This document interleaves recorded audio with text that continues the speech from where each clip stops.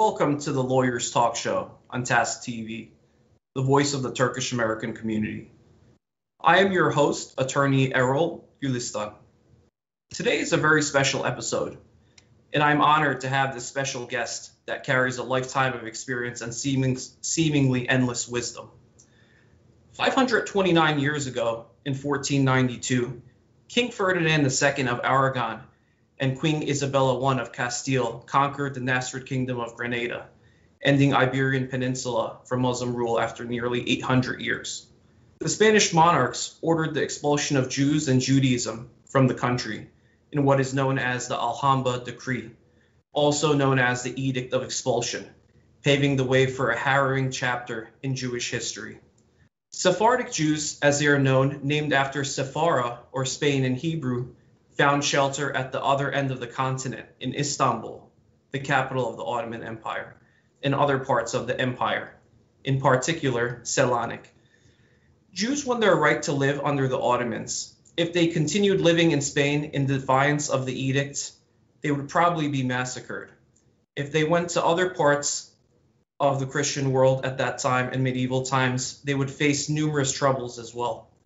Today's episode is in honor of Sephardic Jews who called Ottoman Empire and Turkey home for hundreds of years and who contributed to the multi-ethnic religious and cultural history of the Ottoman Empire. Thanks to the Sephardic Jewish population who emigrated to the Ottoman Empire, society benefited from their contributions, such as the introduction of the printing press, contributions to medicine, and diplomacy in Ottoman society. And we are reminded that we are stronger together in diversity. Today's guest is Professor Art Weintraub, a real estate and law professor at Montclair State University, who has been an active real estate broker for more than several decades. He is a retired United States Army veteran with the rank of Sergeant First Class. And during his career in real estate, Professor Weintraub has attained the coveted $1 million sales status, in addition to achieving the #1 position in both sales and listing while working as a real estate broker agent. He holds a bachelor's degree in political science and an advanced degree in law and governance with an emphasis on negotiation and mediation. During the mortgage crisis, the Superior Court of New Jersey has designated Mr. Weintraub as a mediator for foreclosure actions, in addition to being assigned as a mentor for attorneys that aspire to become Superior Court mediators. His experience has also benefited attorneys throughout the United States as a consultant and/or expert witness in real estate litigation. Thank you for being on the show, Mr. Weintraub, and welcome. Thank you. You're welcome. Art, where did you grow up, and what was it like growing up there? Well, initially, I was raised in the east side of Manhattan, Hell's Kitchen, and it was a 4-story walk up, and my mother used to have to carry the shopping bags 4 stories high, and I kind of, it's a funny thing. You remember things and you compare it to present day society, but in addition, I remember we didn't have Freon, so our refrigerator, we had to wait for the Iceman. And the Iceman would come a couple of times a week with claws gripping the ice out of the truck and bring it up to the 4th floor. It's kind of cool, literally. And then then we moved to Queens, Flushing. And that's actually where I went to school. I went to grade school, and I went to junior high school and Flushing High School. So it was nice. Flushing was really a very pretty area, and it was quite enriching. Yes. And also, I see that you have a lapel pin, U.S. Army lapel pin, which usually indicates military service. So I want to thank you for your service. And I also want to ask you, what can you tell us about your military service? What was it like serving? Well, initially, when I first went into the military, I actually enlisted because I played baseball, and frankly, the coach told me that if I don't try for a reserve unit, I really didn't want to go overseas, so I enlisted into a reserve component. And I just made a lot of friends. I really don't talk a lot about my military career. I, I did receive awards for the Cold War. I don't know if you remember that. I was a Yes. Cold War participant. But there were other things. I was in several countries, and it's interesting. And I had a great relationship with a group of guys that would call my comradants, or my comrades. We had a great camaraderie, and I do miss that, you know. Hmm. So, but here I am. I went Yes. from military to being a printer, and I heard you were talking about printing before. Yes. Yes. And I was a printer, and then I was actually a factory manager, Hmm. and I used to run machines, setting type, running machines, and then I left. I went into the real estate business. Yes. I know the printing business has undergone a tremendous change, especially in these last 40, 50 years or so. Um, now, so you spoke about being a realtor. How did you become a realtor, and what is it like currently?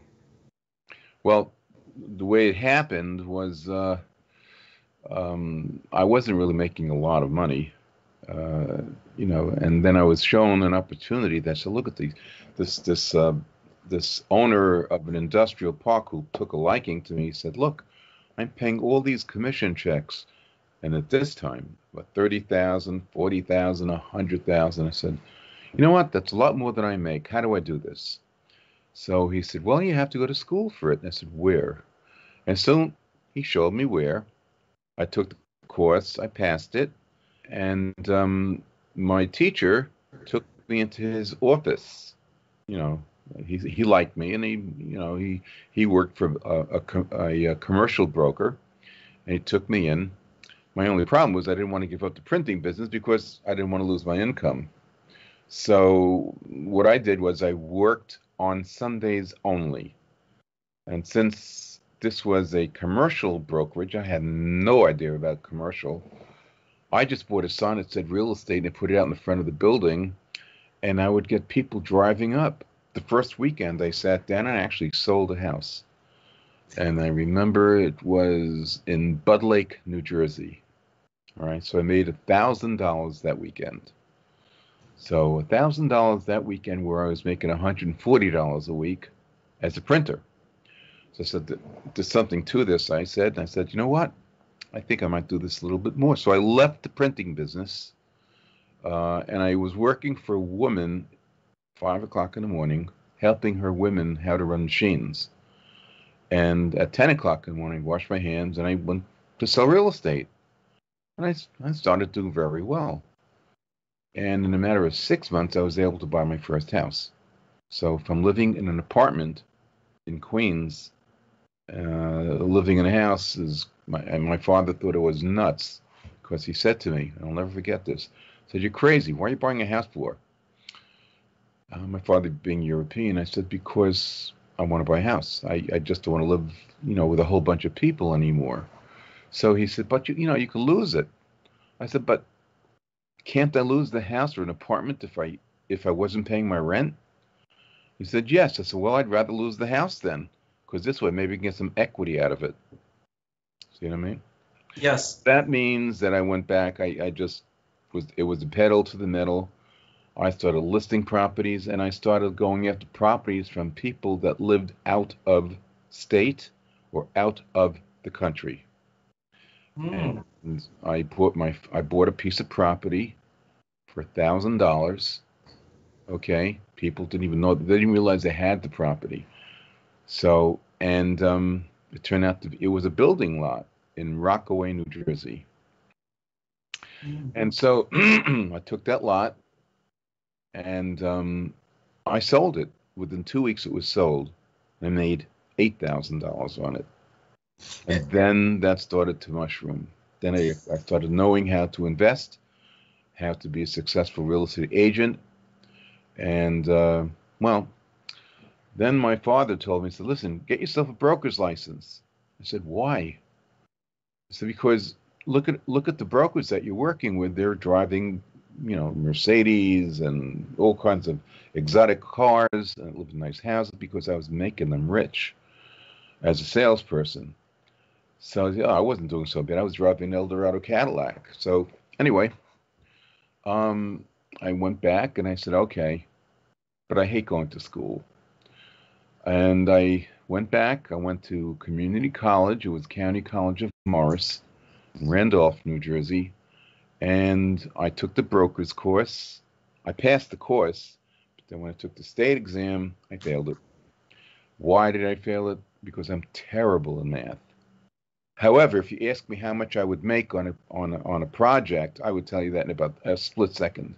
Why I did poorly in math on questions, I have no idea. But the second time I took it, I passed. And then I opened up my own brokerage. And then, everything's history. Office buildings, leveraging out properties to buy other properties. Subdivisions, I subdivided in Vernon. I did work in Rockaway, Boonton, Denville. I was all over the place. Right. And that's an impressive story, impressive experiences that you shared with us. I appreciate that. And the reason why, Errol, and I explain this, and I explain it to the kids because I was a single parent. I said, you know what? You have to set goals. My goal was I had no education. All right, I have it now, but I had no education, and I had to show my girls that if I could become a college person, then they should. It's a long story, but their mother sued them, said they're too dumb to go to college. So I'm the dummy because I didn't go to college, but I did. And when I finished, they all finished. One has a PhD now, one has an MBA, who's the executive, she's been the executive vice president of several major corporations. And then I have my youngest girl is retired. She's in her 30s. That eats me up alive. Anyway, to have a daughter in her 30s, retired in her 30s. That's something to be proud of, Professor Weintraub, you did right. Yeah, she went to she followed me to Montclair State University and graduated with a degree in psychology, and then she got an MRS, and she's retired. Impressive. The MRS did it. Now, what would you say is the most memorable experience that you've had so far in your career or in your many careers that you've had?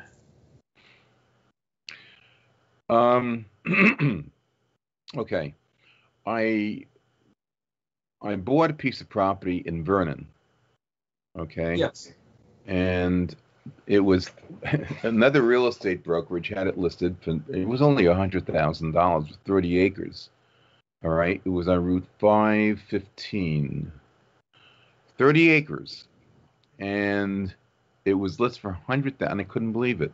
The agent that listed it, in my brain, I just couldn't understand why she or the brokerage didn't buy it. I couldn't understand. It had road frontage. It was in Paulinskill Lake. I remember that too. And I took a look at the acreage and I said, gee whiz,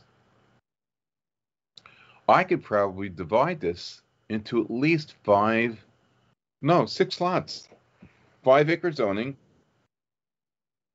So I had 6 lots. So that's 30 acres. I didn't have to run any roads in because I had road frontage. And it was the corner property. So I could not believe this. I said, they didn't buy it. I said, listen, I made an offer. I'll buy it for full price, $100,000. But I want the seller to hold a mortgage. All right? I wanted to hold. Well, they already have. They're kind of holding a mortgage, and they're getting 6 or 7%.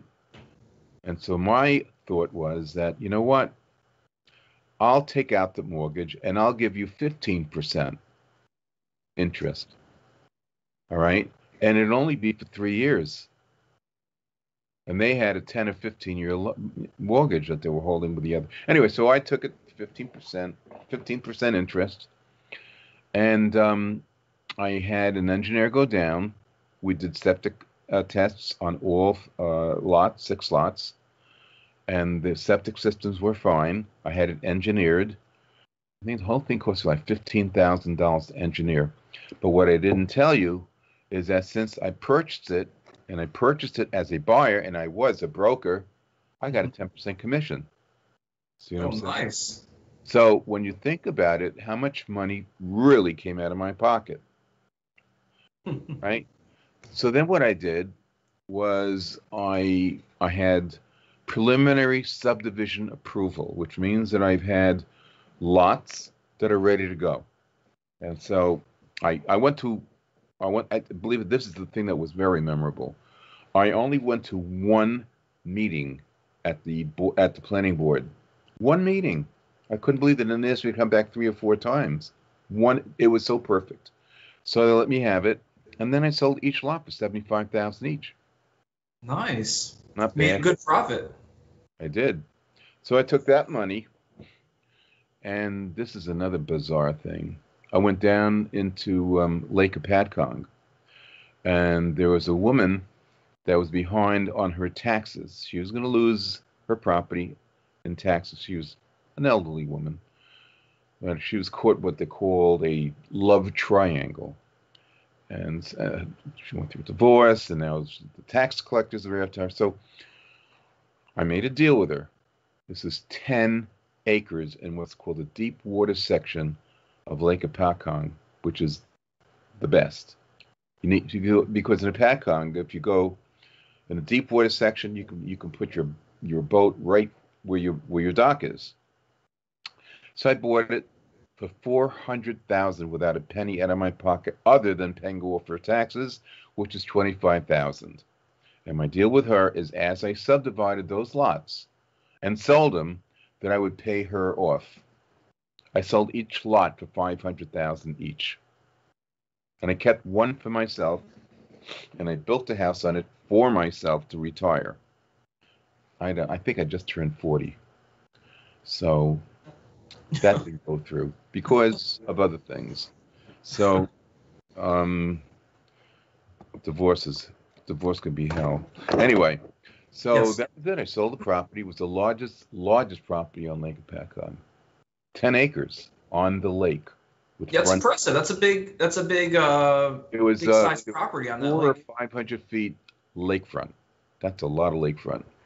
It really is. Yeah. Now, we had mentioned that you also do mediation work. Mm-hmm. Do you have any guiding principles that you'd like to share with us? Well, one thing that I've done in mediation is when I have all these fancy degrees, but mediation to me is, number one, it's a sale. I'm in sales. All right. Now I have an education behind me. I would tell the lawyers that, you know what? There are 2 ways of doing this, actually 3. First of all, you have to know who you're dealing with on both sides of the coin. In one way, like if I'm negotiating with someone from another country, I would like to understand the way they think, their culture, if I can. All right. I basically put myself in their shoes. I want to try to see what they think about me and what they expect of me, as I would want to know what I expect of them. So knowing their culture is very important. All right. So I try to know the motivation of what to do. I've mentioned once before, like if you look at litigation, and even matrimonial, family law. And, they're looking to split.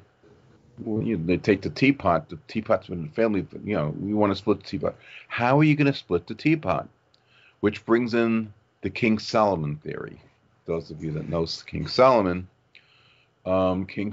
was very famously involved in a squabble that two women claimed that their baby was their baby. And they said, no, it's my baby, back and forth and back. So it went in front of King Solomon, and he listened to everything. And he said, okay, we know what we're going to do. We can resolve this real easy. You're telling me that it's your baby, and she's telling me it's her baby. We're going to do this nice and equitable. So he drew his sword out, held it above his head, right? And he was coming down, with the baby was, and all of a sudden a woman yelled, no, no, no, it's her baby, it's her baby. Let her have the baby. That was really easy, as far as mediation. And that's a smart technique. Definitely a smart technique. And I appreciate you sharing that with us. Thank you. You can't split a teapot. And the other thing I tell people is that when you're in court, you certainly have a situation where, you know what, you have let's say, the father and the mother arguing over A, B, and C. And what's happening? Well, they're all trying to make their, how shall I say, to make their deal the best. And there's another thing people should realize. It's usually that the person with all the money has more power during negotiation. That doesn't necessarily, come to be true, because you know what? You can construct your own deal between the two parties, because if you don't, you may not get everything you want, and the other party may not get everything you want. But what's going to happen is a third party is going to come along, who may have gotten on the wrong side of the bed, wake up, and instead of a sword, takes a hand grenade and says, you know what? You lose, and that's it. And you are the winner. You have one very, very happy person and one very sad person.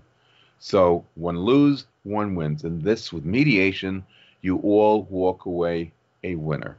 Maybe not with exactly what you wanted, but with something that you wanted. I do the same thing with courts, with the foreclosure mediation, And what are the advantages to mediation versus, let's say, full-on litigation, which many times can cost, let's say, hundreds of thousands of dollars and go on for many years? I mean, what are the advantages for mediation versus litigation? You hit the nail on the head, because at the very end, if you go to litigation and it comes right down to a third party, the judge, making a decision for you, we could have made a decision that you both would have walked away with something as opposed to nothing. See what I'm saying? So it does a couple of things. Number one, you can actually look at a situation and resolve it and walk from the table. Maybe, just maybe, you can then even become friends again. Because if one person gets everything, you can kiss them. Someone's waving keys at me, I think. Those are the graphics that we have. Unless you'd like to take them, you could just grab them right out of the screen and they could be yours. Really? Will there be any virtual invoices with that as well? No virtual invoice. Yeah, but that's the April 1st special. It's only available on April 1st. It's almost like when you get what you think is a bill and it says right here, this is not a bill. Yes. I send it back. This is not a check. So it works both ways. So anyway, and you have this comedy side to you, as we could tell. Have you ever done any stand-up comedy? No, I really wish I did. You should. Really. You should. You'd make a great comedian. You know what I mean? Yeah. So Art, continuing the conversation. Many industries today look different or are different than the way they were in the past. And the real estate business is no exception. How is being a real estate broker or agent different today than it has been in the past? And has the introduction of technology changed anything? Yes. Let me tell you something. First of all, again, in order to be successful in real estate, as a real estate entrepreneur, to invest, I have taught my students, all right, and I teach motivation. I show them how to establish their goals. You need to start a goal here, and you have to begin here. Okay? The question is, what is the vehicle that you're going to use from here to here? What is that vehicle going to be?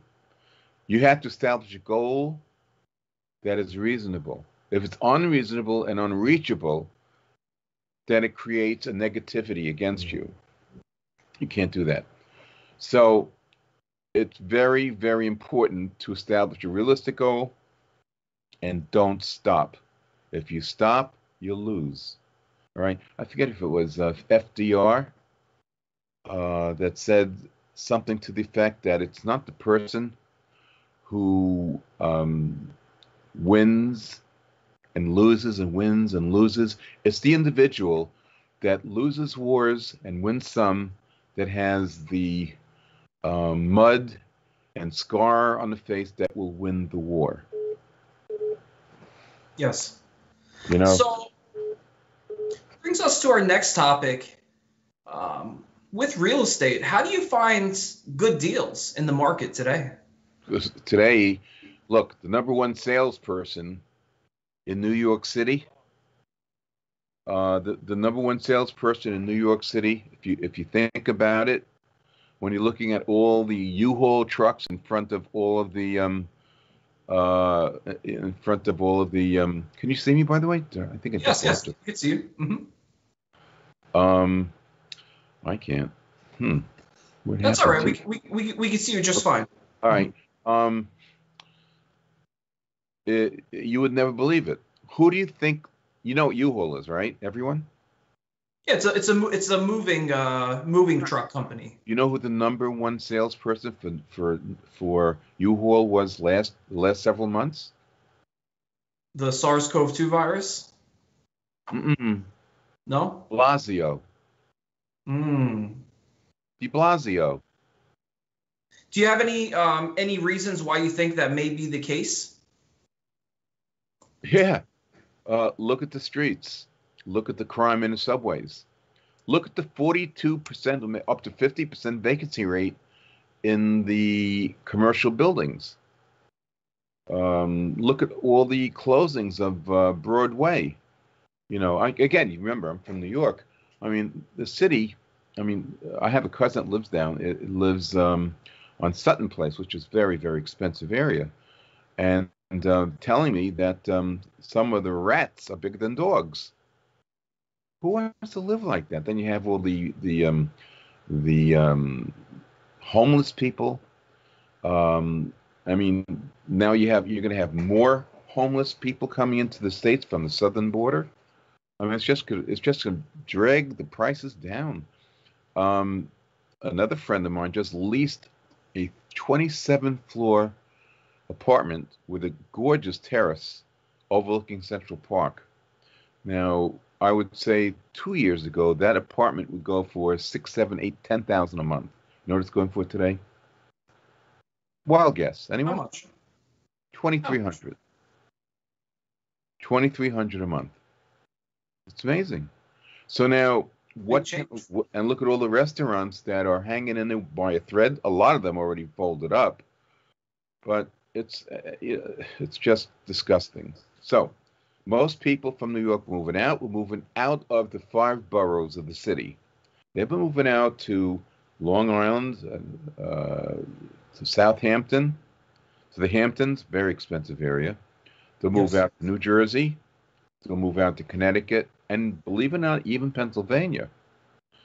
The industry here in New Jersey has blown away the traditional market. You know, we've had homes going on the market for $350,000, $400,000, ending up at $575,000. Bidding wars like you wouldn't believe. Yeah. It's unbelievable. But there are some sellers that put their houses on the market with a realtor broker that knows what the market really is, and all they want is a quick commission, not realizing if they kept it on the market for a little bit more, a little bit longer, they would have made so much more money. But the thing today is when you have money that's been so inflated, when you go and purchase your next home with that money, you're not going to get anywhere, but you're going to buy another house, a little bit more money. You know what I mean? But the Yes. exchange is about the same. So at least you're not going to pay capital gains. Right. You see? Now, So there are a lot of good investments. Now, I do consulting work. All right. I do a lot of consulting, where to buy, what to buy. And I have certain techniques that I use. And in fact, I have my son that's doing this with me right now, and a couple of other students that turned into real estate. In fact, I have attorneys, CPAs that are now working in brokerage, because you know what, a CPA today, when you graduate from college, me earn 40, 50, 60, maybe. I have some kids that make $40,000, $50,000 in one commission. See what I'm saying? So it might be something to build yourself up for something else. But one thing about real estate, if you know what you're doing, it's 20% of the active agents do 80% of the work. You see? yes. Waiting, isn't it? That's what. Now, an estimated 4 million plus homes are eligible to be foreclosed on in the United States at the moment, according to some recent estimates. Are we in for another housing crisis with foreclosures in the US, or are these just kind of, is this being blown out of proportion by some? I don't think it's being blown out of proportion, because right now, um, the Democratic regime in D.C. They're pushing for people to, they're able to buy houses, the Green New Deal. They can buy houses with little or nothing down. Uh, their interest rates are based on, their qualifications based on the first year are usually 1.5%, 2%, but not telling you that you qualified for, hey, you bought a house. It's the American dream. 2 years later, they find that 1.5% interest rate is not 5 or 6. Now what? That's what happens when you have what we had during the Obama administration in 2008. That's when you had all those foreclosures hitting the roof. I must have done 200 or 300 of them myself. That's It's a lot. amazing. I had to reconstruct the loans, so the banks wouldn't take the people's homes away.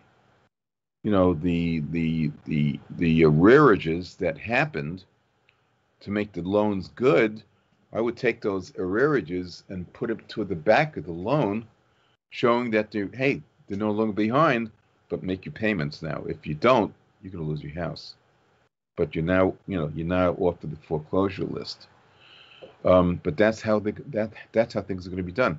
Back in the 70s, interest rates literally hit 24%. I don't think you remember that, do you? No, I don't, but I've heard so many of the Amazing. stories, and And that's a lot. and I was in business then, and the only way you can do that is by utilize what's called a wraparound mortgage. Have you heard of that? Wraparounds?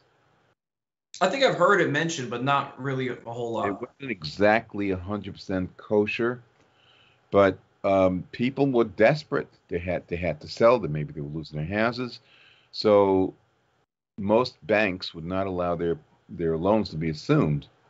But the way they were doing it, the sellers were allowing a buyer to take over, just keep on making those payments, giving them some extra money, and just taking the house.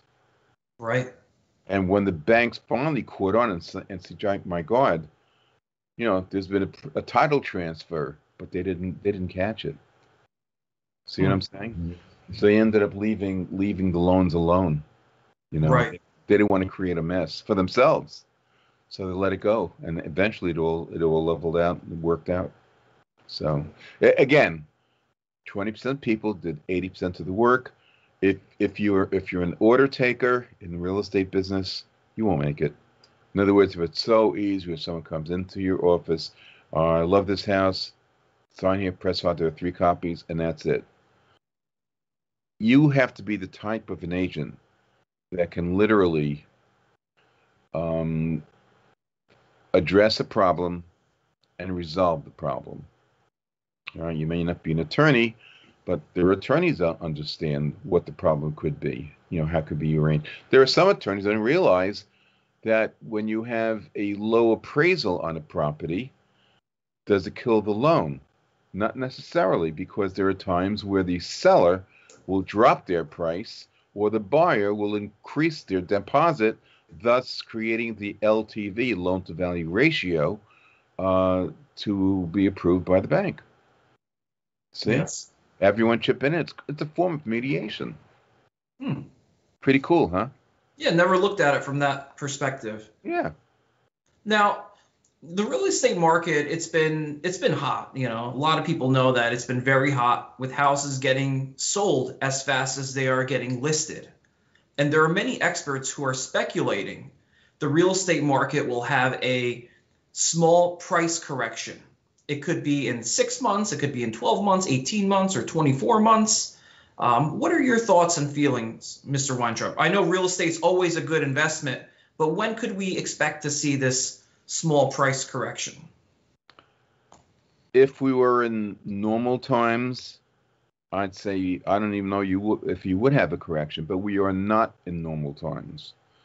I kind of think the country is upside down, so I don't even know. I don't listen. I really don't know what's going on politically, because politics. When you had the Dodd issue during 2007, 2008, that created a problem. So,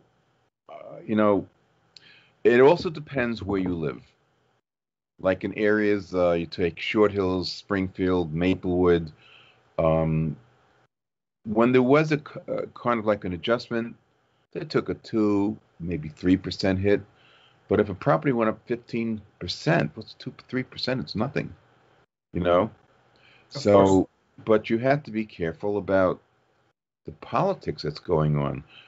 The ability to write off certain investments on a house. It used to be where you can write off a whole lot of things against the house. You can actually write off against 2 houses, your primary and the rental house that you have. That rental house is out the window. Now, your primary house, you can write off, I believe it's up to $10,000. And it doesn't make a lot of people happy. And here's something that a lot of lawyers don't even realize. I won't mention the buyer, but we sold a house for an individual that worked for J.P. Morgan Chase. The house is $22 million. Okay? Can you imagine the transfer tax that would be on $22 million? It'd be a lot. Huh? Well, how do you suppose they got away with not paying it? There's always a legal loophole. This is a loophole that I don't think can really be utilized in a traditional sense of a traditional purchase. But the house that I'm referring to is owned by a corporation. So the buyer literally bought the corporation. No property transfer. Just bought a company. Just bought the corporation. Is that interesting or what? J.P. Morgan Chase was the buyer or the seller? No, I didn't say that. Got it. The worker that worked there. Understood. Yeah. Thank you for that. Yeah. Now, how do you become a professor, and what's that like? Well, that's kind of like a long story.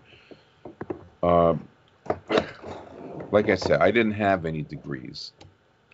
And I told you, when I went back to school to show my daughters that, hey, I can be a college kid just like them. When I got the degrees, I already had a certificate that enabled me to teach the real estate course, because I had 10 years in the real estate business as a broker. So, I was able to. 10 minutes. I was able to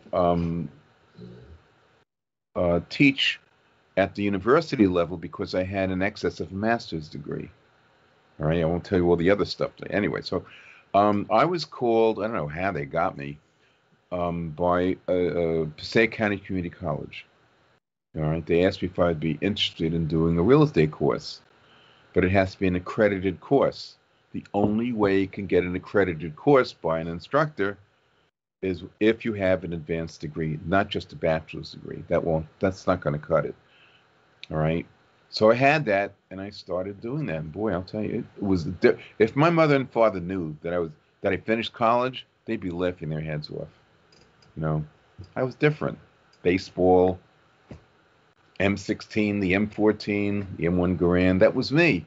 You know, so to do this is another story. You know, but I did that, and then I got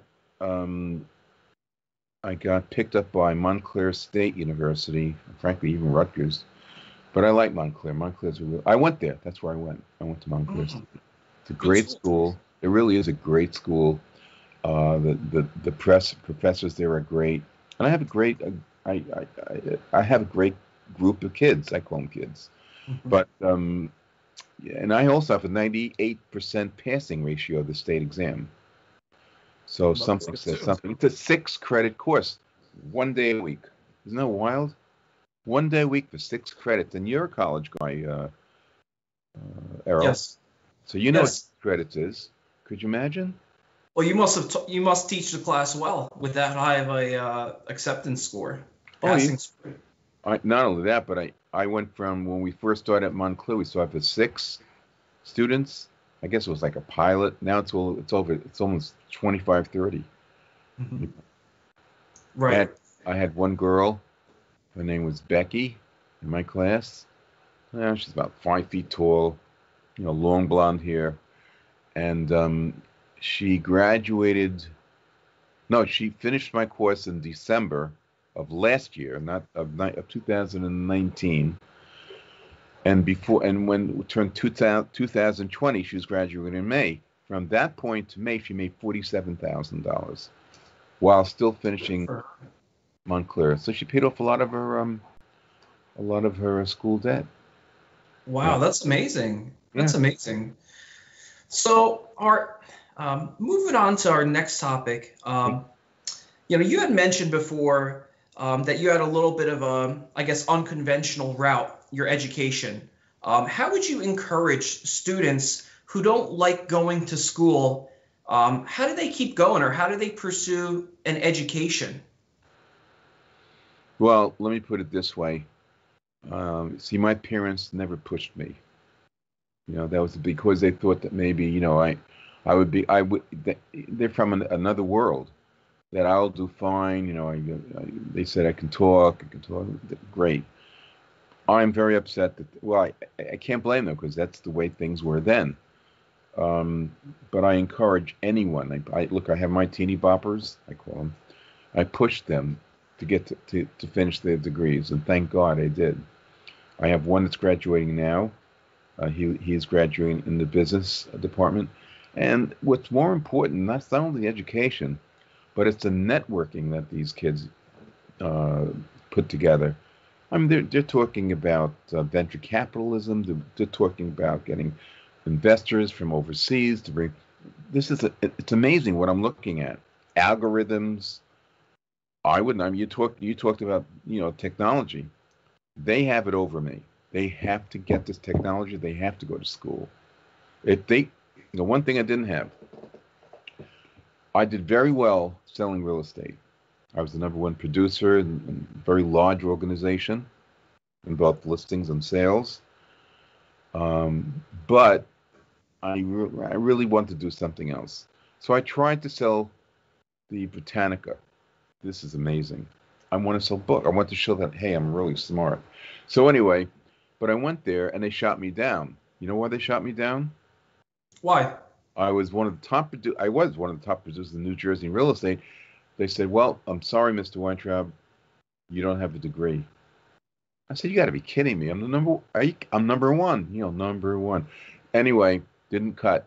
So I was always jealous of people that had a bachelor's degree. And that brings us to our final question. And I think this is a very meaningful question to be the final question. How important is education and science in the world we live in, and how much of a difference can it make in one's life? Well, I'll tell you to the way I can see it firsthand. If I was good, if I knew about everything related to the sciences, to technology, to the websites, um, there's no stopping me. I mean, that's the one advantage that the kids have today over me. They have all this technology behind them. I do it the old-fashioned way, you know.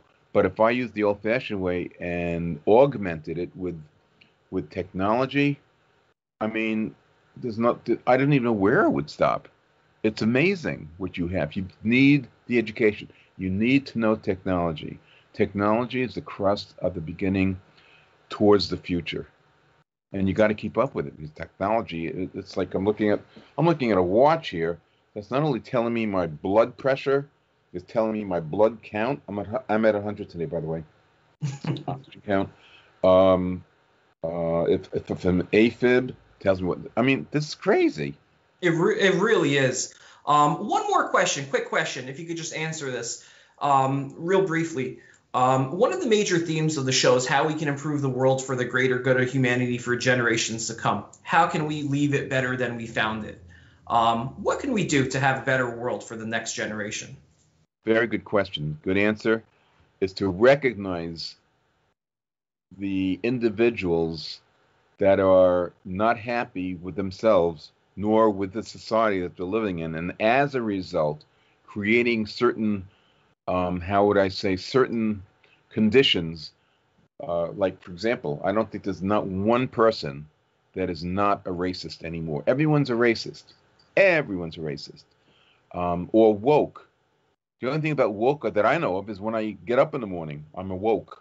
I'm awake. I mean, this garbage that's going out today. I mean, he said this. I mean, I told a friend of mine who was with his daughter, said, you know, I'd like to go out for some Chinese food. I'm a racist. He said the C word. I said, what did I do? So yeah. I mean, if you're going to get Chinese food, how else are you supposed to describe it? I mean, say Asian food, but now if I say Asian food, does that mean Thai? Does it mean Korean? Does it mean Japanese? I mean, right. Right. Yeah, we're definitely going through an era. But I really appreciate you coming on to the show today. And before we conclude, I ask our audience to consider two different quotes. One is from the former Supreme Court Justice Benjamin N. Cardozo from The Nature of the Judicial Process, 1921. We may try to see things as objectively as we please. Nonetheless, we can never see them with any eyes except our own. And after the Spanish monarch expelled all the Jews from Spain in 1492, Sultan Bayezid II of Ottoman Empire ordered his navy and governors to welcome Jewish refugees fleeing persecution and famously said, "You venture to call Ferdinand a wise ruler, he who has impoverished his own country and enriched mine." Thank you very much, and see you next time. Take care, guys. Take care. Thank you so much.